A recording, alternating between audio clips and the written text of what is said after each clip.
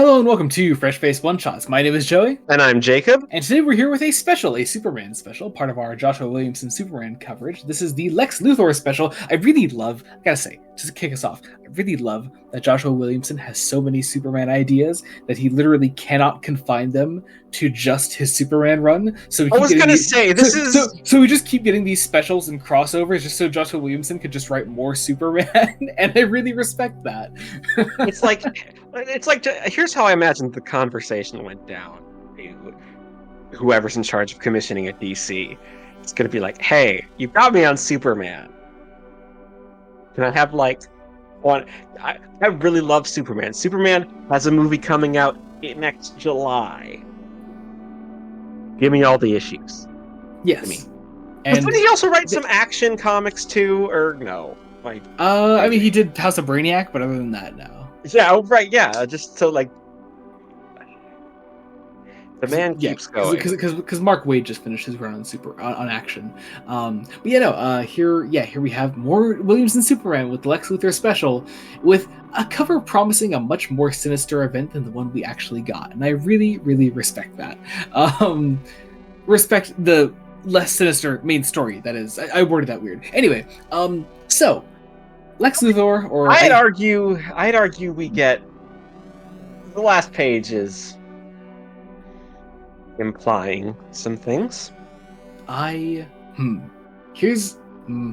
talk about it.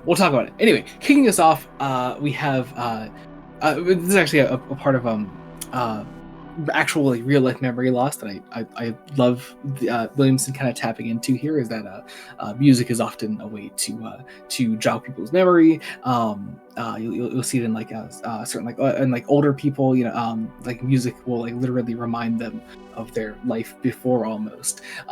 So we have Lex's daughter here kind of trying to do the same for him, because apparently when Lex was a child he used to play piano, and he does so here. I love the panel of Lena reacting to him playing the piano. Very funny. But no, it doesn't do anything, and so we kind of give up on that for now. Lex says, I think the old Lex is gone for good. I've kind of grown since the last issue of Superman to calling Mind Wife Lex Lexi, and maybe that's just me, but I think I kind of like that for him. But we then catch up with some Superman and overall Justice League shenanigans, because we're reflecting on the events of the DC All-In special, which you have not read. I have not read, no. Thankfully, to be fair, you don't need much context for it. They tell you everything you need to know. It's just incredibly funny. Let's be honest, that's something Williamson's been very good at. So good at. So good at. Throughout this run, because... Yeah. Especially in a run that has been doing everything is canon, because this is doing everything is canon in general. But no, we have Mr. Terrific here, who is talking to Superman, and he needs a genius, technically, essentially. We need a certain genius mind, one that could be particularly helpful.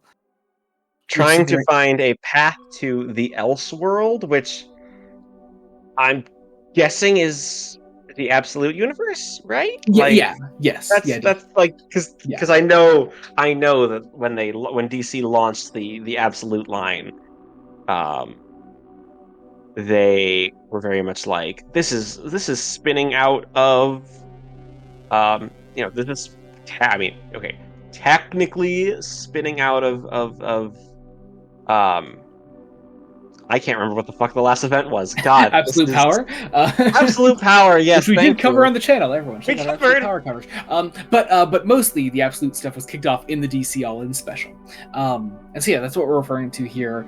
Thankfully, you don't need too much for it. Also, I've been reading the main trinity of Absolute books: Superman, Batman, and Wonder Woman, and they have all been fucking fantastic.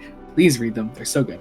But Superman concludes that we would need Lex for this. And first off, I love the full page when Superman comes to this conclusion. I love just who's on the art for this? I totally missed it.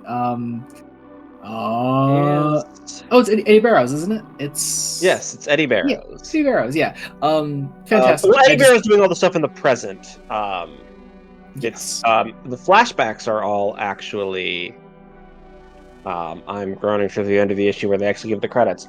Abera Ferreria, I believe, is doing all the flashback work. Yeah. Eddie Barrows is doing the mean stuff, and I love this full page of like showing just Lex being evil in general. Also, we get a shot of President Lex in there, which I think is fun. But yeah, we catch back up then with Lexi and Mercy, who, if you haven't been reading Superman, I kind of have a thing going on right now. And it's adorable, and I love it. I need it. I love it. It's fantastic. But Lex seems to be really struggling with his identity in this new form. He's very bothered by not knowing who he was before. And what made me like incredibly sad about this issue in general was the fact that we were going to give Lex his memories back, because while he does seem somewhat lost, he's just genuinely a better person. And what I'm thinking Williamson is actually going for here, both by the end of the special and through the mid run upcoming, I think we're going to go for a Lex that will have his memories back, but will not necessarily be evil because of them, is what it seems that Williamson is angling for. Possibly. That's possible. I personally would be really into that. I think that's a really interesting angle to take on this. But we also start getting our flashbacks here of Lex playing piano and his troubled past with his parents. It's very much implying that Lex is slowly remembering these flashbacks. And his a very abusive father is an alcoholic. Who, because we're going all in on the whole Lionel Luthor stuff, I can't help but imagine John Glover. John Glover as Lionel Luthor, of course. You ever watch Smallville? I have not, actually. Oh man, John fucking Glover in that first season, he's so good. But yeah, we have Lex being seen out in the street here then, and like just the general public of Metropolis being offended by Lex just walking out, having a nice day with his girlfriend Mercy, and she like defends him here. You know what? I don't blame them. Like I don't blame them either, but like again, you just feel so bad for this version of Lex that just has no clue what he did wrong. I mean, like he's been told of what he's done wrong, but he just isn't that guy. I don't know. But really he also admits that like his old self earned that scorn, which is so good. I think also it is specifically in this issue in this special where I think like I feel the most for this memory wiped Lex because of the way that Eddie Barrows draws him. I love this full page when Superman flies in for the first time to help Lex, and just the way that Barrows draws Lex looking up at him. It is to me it is this perfect art style to represent this much more sympathetic version of the character. I don't know. It makes me feel for him at least. It's working on me, I would say. So, Superman here offers Lex. He's like, we're gonna work on getting your memories back. But Superman also says that like, I can't force you to. This has to be your decision.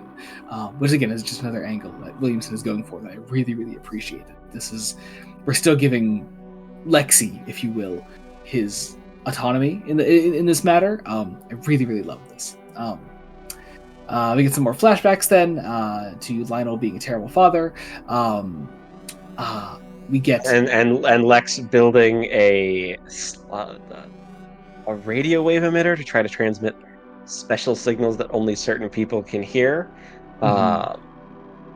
I've always been on the topic of Smallville, I suppose. I've always been very mixed on the idea of Lex and Clark being somehow connected from a young age, but this I think really works for me. Because it is not so much like directly connecting them, or I mean it is obviously, but not so much like literally like they interact with each other. This is more just in some small way that neither of them will really ever be aware of. They helped each other. There was the connection, which is it's interesting. I'm curious to see if Williamson is going to follow up on it.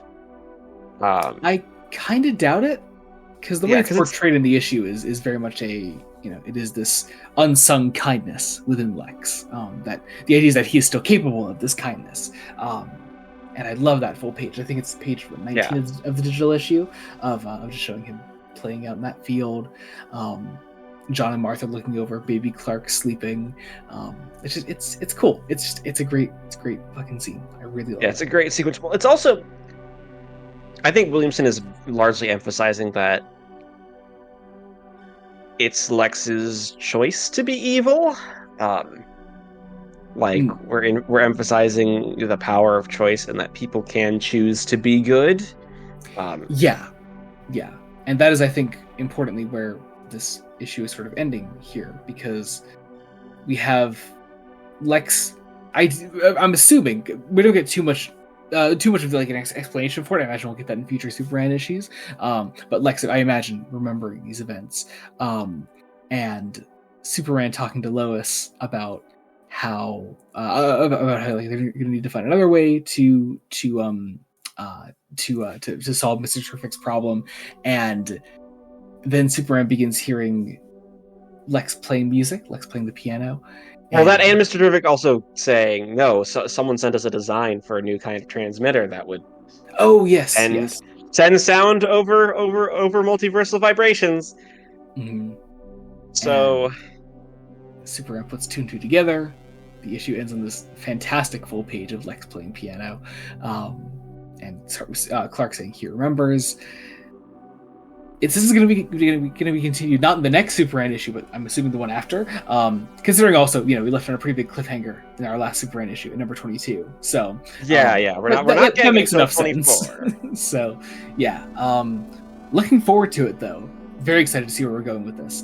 Again, I'm all for the reformed Lex arc that Williamson has been going on pretty much since the very first issue he wrote of Superman.